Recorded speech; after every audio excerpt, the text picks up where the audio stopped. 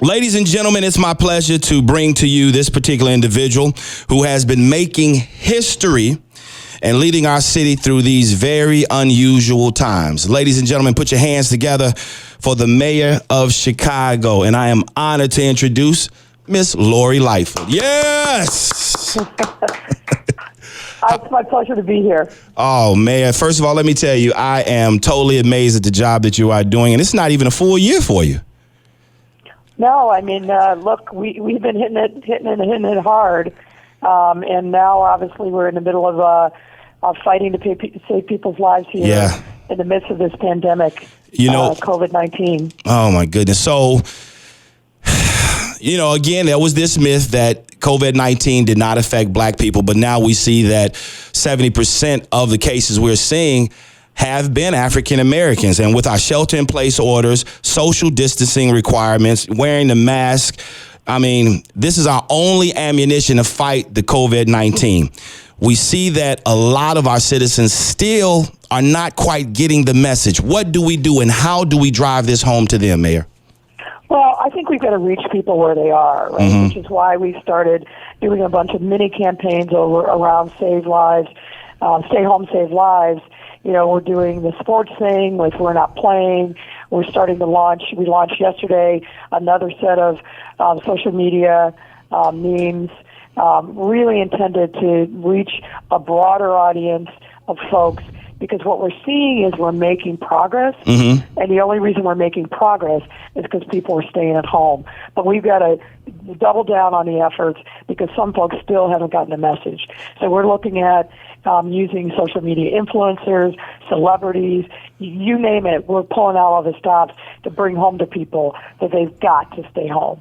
Yeah, and and as the weather gets warmer, this is a harder and harder battle to fight. Now, guys, the hashtag is Stay Home, Save Lives. When you hear the interview, you see the advertisement, you see Mayor Lori Lightfoot, use that hashtag. We are going to drive this home. Mayor, in all of this that you've seen thus far, let me ask you this. What has made you the proudest as a mayor seeing the city go through this? Well, it's really hard to pick one thing because there have been so many experiences. People are stepping up in remarkable ways, whether it's our healthcare workers or our first responders or people that are driving the CTA buses and trains. You look at the grocery store workers, people that are still out there, the street intervention folks who normally are working every day to prevent violence from happening and reach our young men on the street. They're stepping up in remarkable ways.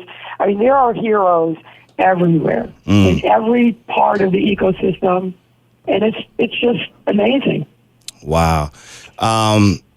It's really an abnormal time right now, Mayor. But I'm curious to know, and it's real easy for citizens to sort of disconnect to politicians because we see them and our political leaders. We see them on a different platform, and we sometimes disconnect and forget that they're real people, that they have real problems, that going through real obstacles.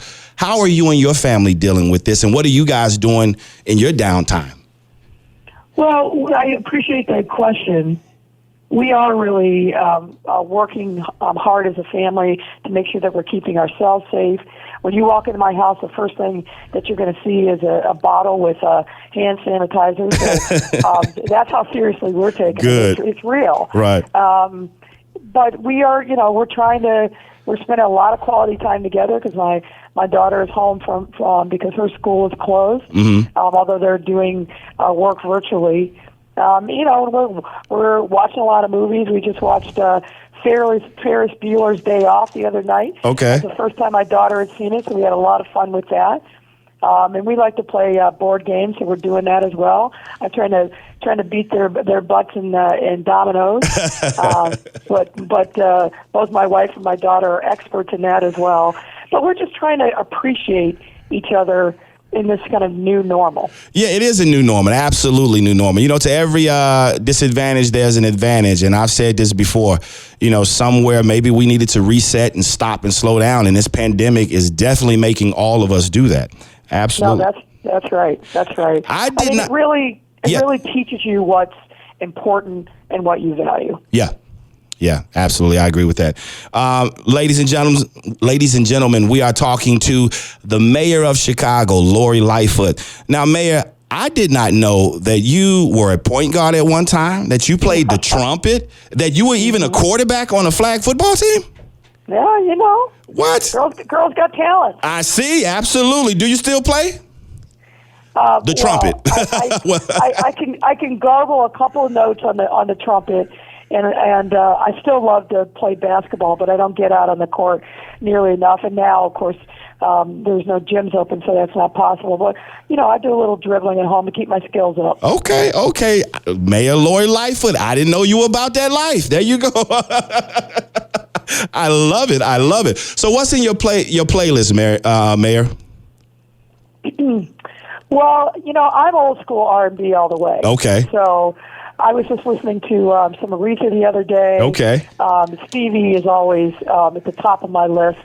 I'll throw in a little 1970s rock and roll. I'm a big fan of Todd Rundgren and Eric Clapton and a lot of those groups from back in the day. Just recently watched The Last Waltz, which was a documentary film by a very young-looking Martin Scorsese. Wow, okay. When the band played its last performance in San Francisco. But, I'm a fan of most live music. I mean, you just can't beat it. And, of course, This is the year of Chicago music, and we've got a lot of great talent here in the city. Absolutely. Ladies and gentlemen, we're talking with the mayor of Chicago, Mayor Lori Lightfoot. Something I realized during this pandemic and the shelter in place, Mayor. So my children are home, and me and the mother have had them back and forth, and I've had to do the schoolwork, help with the e-learning. And I'm telling you, I have never appreciated teachers so much. Look. Yeah, it's a wake-up call, let me tell you. My daughter's in 6th grade, and I stopped being able to help her with math about 3 years ago. Mayor? Yes, I'm here. Oh, okay. I thought we got cut off. So did you find it difficult to help them now? Yeah, listen, my daughter's in 6th grade, and I stopped being able to help her with math about 3 years ago. Oh, I got you. Okay. But you know what? Here's an issue, Mayor, that I would love to get a question from, and it's a couple things real fast. With these students, a lot of these students are used to seeing teachers and having that engagement, and there are some parents who aren't equipped to handle the academic needs of these kids while they're at home because they just have not had to do it. Is there a way, or is there possibly a program that we might be working on that will help teachers, counselors, and students engage through this time? Because a lot of this is a mental strain, not only on the parents, but also some of the kids who really need these teachers in that school environment. Yeah. No, listen, this is a very, very tough and challenging issue, and you've hit the nail on the head. So I think our teachers are doing a couple of things that are really inventive. For example, we are trying to put technology, as much of it as possible, in the hands of individual students. And that way, teachers can send emails to the students. My daughter's teachers send a video every morning to kind of announce, here's what the day's lessons are. Here's how you did with the homework from the previous days. There are classes that are being conducted via Zoom. So really the answer to this a lot is around the technology, and CPS is working to make sure that they if they can't eliminate it, minimize the digital divide. But you're also right. There are some students that really need that extra support. Right. And so we're trying everything that we can to get that one-on-one time with them, but by still adhering to the social distancing. But it's a challenge. There's no question. Absolutely. The whole job. Like, Mayor, I would not want your job for all the money in the world right now. I really do not. Ladies and gentlemen, we're talking to the 56th Mayor of Chicago, Lori Lightfoot. After this is all over, Mayor, what or have you guys foreseen or talked about how economically this will hit the citizens? Because I'm believing that as soon as this is over, everybody's going to want their money at one time, and it's already a drain on everybody.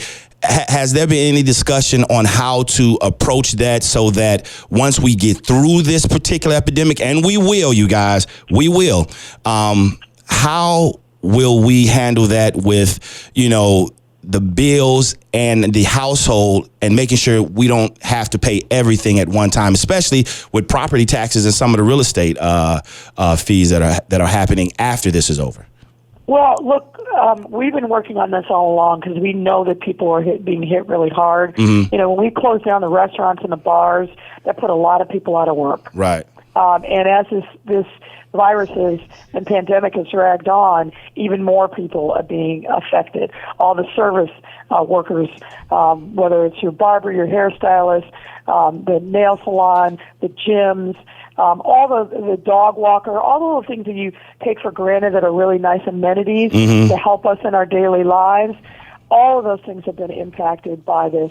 So we've been doing a couple things. One, we stood up a small business resiliency fund, and that is to put hands in the money of small business owners so they can continue to make payroll.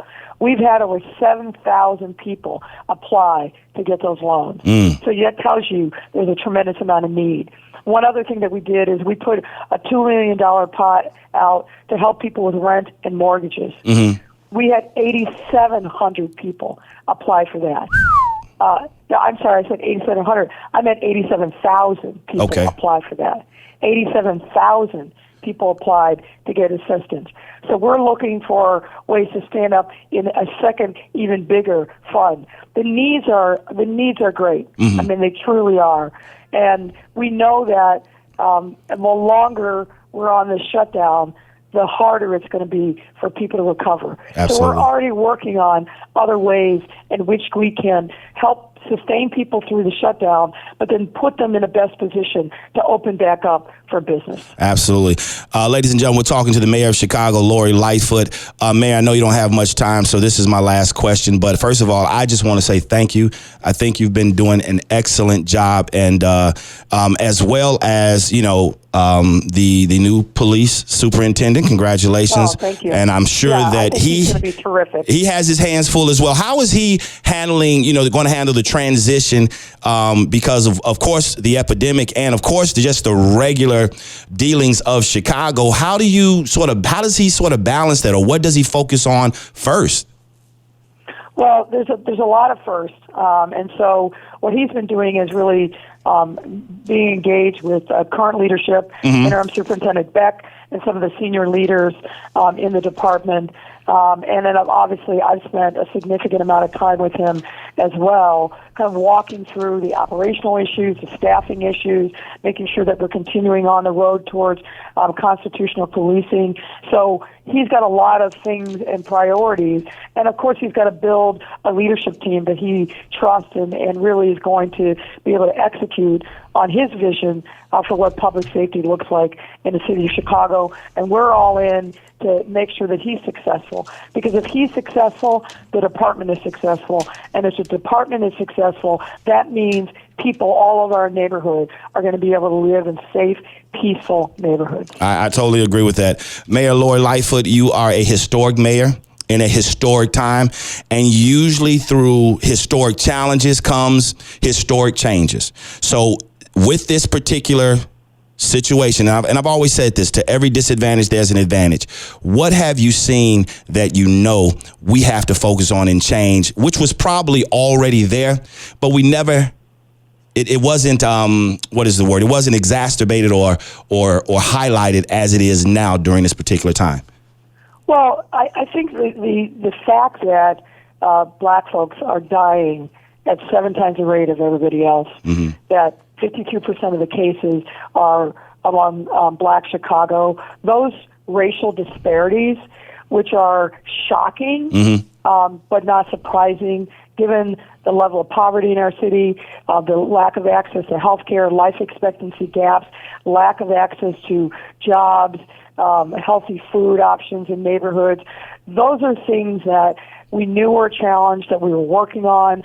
I held a summit at the end of February to address poverty in the city. But these disparities, particularly the underlying health conditions that plague Black Chicago, whether it's diabetes, heart disease, upper respiratory issues, asthma, this virus attacks those underlying health conditions with a vengeance. And so we have to double down and make sure that we're doing everything that we can to build better, healthier communities, and particularly in Black and brown communities, and we're doing that. So the steps that we're taking now, the infrastructure that we're building, is something that we're building to last and sustain us for the long term so that we can reach people where they are and make sure that all of our residents, particularly Black and brown folks, people with underlying conditions, are living healthier, longer lives.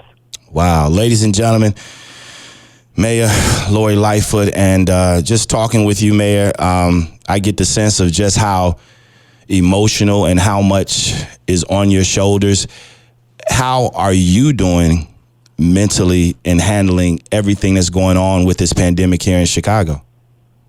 You know what? I appreciate the question. And what I say in answer to that is I'm doing as well as can be expected.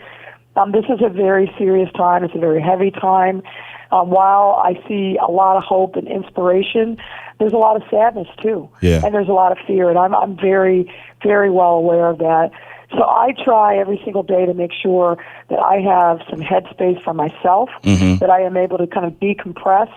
I would lie and say that I'm regularly exercising because I didn't do that pre-pandemic, but I'm trying to step up, just walking and breathing, and making sure that I get plenty of rest and that I eat well, because I know that a lot of people are depending upon me and my leadership, and I need to take care of myself. Absolutely. You absolutely do. Ladies and gentlemen, it is Mayor Lori Lightfoot. Let's give her a round of applause. Thank you so much, Mayor.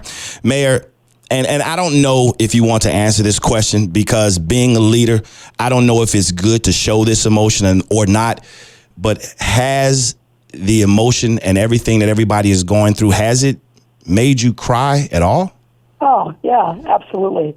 I got to tell you, when I first saw the numbers showing the racial disparities and how devastating this disease has been on Black Chicago, absolutely, it took my breath away, and it absolutely made me tearful. How could it not? Yeah. When I got a call, the widow of a police officer who died as a result of COVID-19, and I hear the pain and anguish in her voice, absolutely, that makes me cry. But I also know that I've got to be resilient, like we're asking everybody else to be, right, and to stand up and just pray for a better tomorrow.